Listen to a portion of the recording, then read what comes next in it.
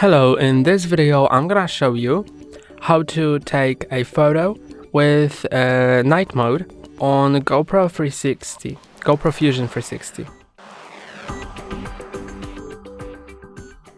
So as you switch between modes with this button, here is the video recording mode, and the next one will be either camera or the camera will be standard photo.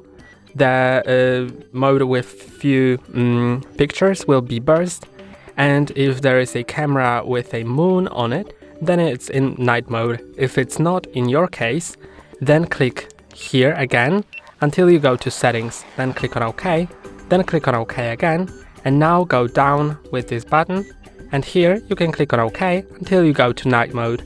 Now you can go down, you can change the shutter time. So I'm gonna set it to 2 seconds, then go down to dawn, and now you're in night mode. And to take a photo, just click on this button right here.